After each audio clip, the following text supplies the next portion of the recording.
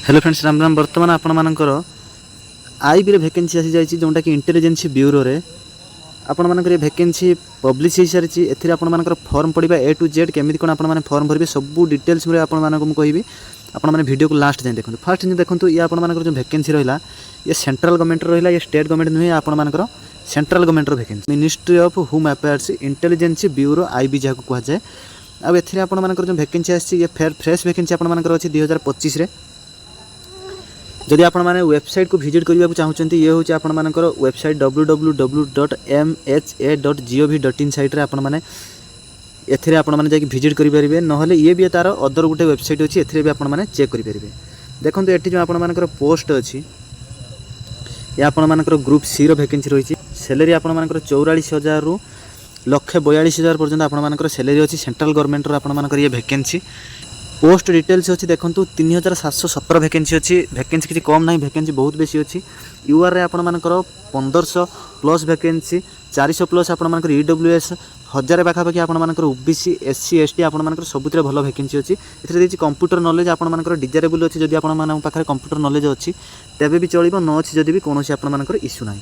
देखंतु एठी आपण मानकर जो एज देछि 18 रु 27 वर्ष आपण मानकर एज देछि। एज कैलकुलेट डेट आपण मानकर कोन देछि देखो। एज कैलकुलेट डेट आपण मानकर 10/8/2025 ए डेट बेलू आपण मानकर एज 18 रु 27 वर्ष होइथिबा दरकार। तापर आपण मानकर एससी एसटी पिला मानक 5 वर्ष, ओबीसी पिला मानक आपण मानकर 3 वर्ष रहिछि। या आपण मानकर डिटेल्स होछि एज लिमिट रे। छि वैकेंसी पोजीशन ये चेंज भी होई पारे, माने बढ़ी पारे कमी भी पारे। बढ़िबो केबे कमिबो नाही। या परे आपण मानकर जो पेपर रहउछि देखंतु आपण मानकर 3 टायर रे हबो। देखंतु फास्ट आपण मानकर हबो टायर 1। टायर 1 ले आपण मानकर एमसीक्यू हबो। ऑनलाइन ले एग्जाम हबोनी। जो माने कंप्यूटर एग्जाम को डरुचंती सेमानक पय बहुत भलो अछि। ऑनलाइन ले आपण मानकर एग्जाम हबोनी, ऑफलाइन हबो। अब आपण मानकर current affairs, general study, mathematics, reasoning आ इंग्लिश रे आपण मानकर क्वेश्चन आसीबो 1/4 माने 4टा भूल रे आपण मानकर गुटे मार्क कटिबो। एथिरे आपण मानकर सब शॉर्ट क्वेश्चन आसीबो एमसीक्यू जेमिति कि आपण माने 10th रे देथिबे सी रहइबो। अब आपण मानकर टाइम देखंतु गुटे घंटा रहइबो। आपण मानकर 100 मार्क रो ये पेपर रहइबो। ये हला टायर 1। जो माने टायर 1 को पास करेंगे से मैंने जी आपण मानकर टायर 2 देवा। टायर 2 रे आपण मानकर डेस्क्रिप्ट टाइप पेपर रहिबो। तामले आपण मानकु हाथ रे पेपर को लेखिबा को पड़िबो। एथिरे आपण मानकर एसे रहिबो जोंटा कि 20 मार्क रो। इंग्लिश रो कंपैरिजन रहिबो आपण मानकर 10 मार्क रो। लॉन्ग टाइप रो क्वेश्चन रहिबो ता भितर जोंटा कि आपण मानकर 2 मार्क रो क्वेश्चन, 10 मार्क रो क्वेश्चन, ये सब जिन आपण मानकर जो आसीबो ये करंट अफेयर्स या भितर रहिबो। इकोनॉमिक्स रहिबो आ सोशल पॉलिटिक्स ए बाबद को आपण मानकर पेपर रहिबो 20 मार्क रो। ये टोटल रहिबो आपण मानकर 50 मार्क रो। ये होची आपण मानकर टायर 2। टायर 3 रे आपण मानकर देखंतु ये इंटरव्यू हबो। इंटरव्यू रो मार्क केते रहइबो ना, इंटरव्यू रो मार्क रहइबो आपण मानकर 100 मार्क रो। ये अनुसार आपण मानकर सिलेक्शन हबो। ओडिशा पिलांकर बहुत डाउट रहइबो कि भाई हमर एग्जाम सेंटर कोंठी पड़िबो। देखंतु ओडिशा पिला मानकर जो एग्जाम सेंटर अछि, ओडिशा पिला मानकर एग्जाम सेंटर एटा को आपण माने भलसे देखि दिनु, स्क्रीनशॉट भी नै नियंतु कि कोन जगह फॉर्म कोन जगह आपण मानकर सिलेक्शन दबो, कोंठी पेपर देबो। बालेश्वर पिला बालेश्वर दे परिबो, बाकी गंजाम, ब्रह्मपुर, भुवनेश्वर, कटक, ढेंकानाल, राउरकेला और संबलपुर ये होची आपण मानकर ओडिशा रे एग्जाम सेंटर। एठी आपण माने एग्जाम देबे, किंतु यार पोस्टिंग भाई ओडिशा रे रहिबोनी। या आपण मानकर आउट ऑफ स्टेट रे आपण मानकर ऑल इंडिया रे आपण मानकर पोस्टिंग रहिबो। सिलेक्टेड कैंडिडेट देखंतु आपण माने जो माने टायर 1 को क्लियर करिवे, जो माने टायर 1 को क्लियर करिवे से माने टायर 2 को आसीबे। टायर 2 टायर 3 एमिति करिके आपण मानकर लास्ट फाइनल मेरिट बाहरिबो। आ आपण मानकर शॉर्ट लिस्टेड कैंडिडेट जो टायर 1 लु टायर 2 को जिवे तार आपण मानकर ईयर पई 35% रे आपण मानकर सिलेक्शन हबो। OBC 34, SC ST 33, EWS 35। एटा आपण मानकर बास्ट शॉर्ट एटा आपण मानकर बा शॉर्ट लिस्टेड हेबे आपण माने नेक्स्ट एग्जाम पई। किंतु या आपण मानकर फाइनल मेरिट रे काम आसीबनी। फाइनल मेरिट आपण मानकर समस्तकर केते केते मार्क रखछन्ती सेटा को नै कि आपण मानकर फाइनल मेरिट बाहर।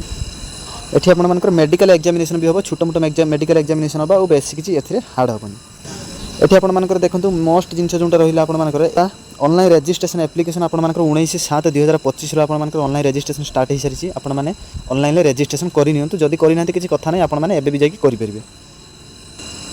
देखंतु ये रहिला आपण मानकर ऑनलाइन रजिस्ट्रेशन रो डेट 19/7/2025। 10/8/2025 रे आपण मानकर कंप्लीट हो जिवो।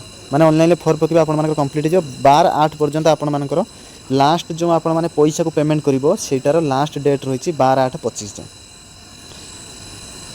एप्लिकेशन आपण मानकर ऑनलाइन थ्रू रे ही आपण माने देबे। फास्ट आपण मानकर रजिस्ट्रेशन करबा को पड़िबो, जोंटा कि ईमेल आईडी और फोन नंबर देकी ता परे आपण माने फॉर्म पके परिबे। देखंतु ये आपण मानकर ऑनलाइन रजिस्ट्रेशन आपण मानकर डेट भी देती 19/7/2025 रु 10/8/2025 पर्यंत। या बाद आपण मानकर फॉर्म को एक्सेप्ट करा जिवो नै। एति भितर आपण माने फॉर्म पके देबे। अब आपण मानकर 12 तारिख 2 दिन एक्स्ट्रा अछि। 12 तारिख पर्यंत आपण माने पैसा को भी पेमेंट करि परिबे।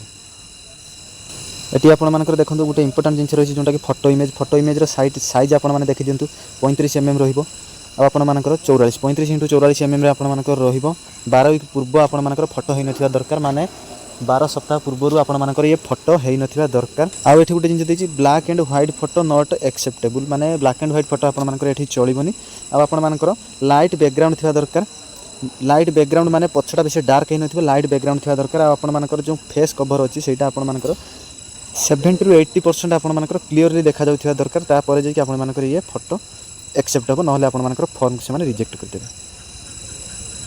देखो आप फॉर्म पकाउछन किसी आपंकर कौन प्रकार ऑनलाइन फॉर्म रे इश्यू होछि तबे ये अच्छी आपंकर जोटा कि आईबी रो हेल्पलाइन नंबर सेठी आपण माने कथा ही परिबे कि आपंकर कौन प्रॉब्लम हिच कौन नहीं जदि आपंकर वीडियो बाद भी किसी डाउट होछि तबे आपण माने सेठी कथा ही परिबे। ये देखो ये आपंकर रहा एग्जाम फी बाबद को आप निज निजर कैटेगोरी देखिए केते कोन एग्जाम फी लगे आपण निज कैटेगोरी वाइज पेमेंट करेंगे किंतु निजे पेमेंट करेंगे मुझे आपको भी कहबी फॉर्म पकेबा आप निहाती सेठी जाकि फॉर्म पकेबे निजे घरे पाखे केबे पकेबेनी फॉर्म भूल हम आ देखो आप क्लोजिंग डेट इंपोर्टाट 10/8/25 पर्यंत आपंकर लास्ट डेट रोचे ये डेट पूर्व आपने फॉर्म को पकई देथिबा दरकार एथिरे आपंकर कौन प्रकार फिजिकल ना बास आपंकर रिटिन अनुजाई आपंकर सिलेक्शन हम आ गोटे जिन पिला मोस्ट इंपोर्टाट जिन रहा एजुकेशन क्वालिफिकेशन देखो आपंकर एजुकेशन क्वालिफिकेशन जो अच्छी ग्रेजुएशन पास आपंकर अच्छी आपण मैंने +3 पास करिथिबा दरकार एथिरे कौन प्रकार आपंकर स्ट्रीम ना आर्ट्स कॉमर्स साइंस आपण मैंने जेकोसी स्ट्रीम रे जते भी परसेंटेज रखिक आपण पास करिथांतु एथिरे आपण मैंने फॉर्म भरी परिबे।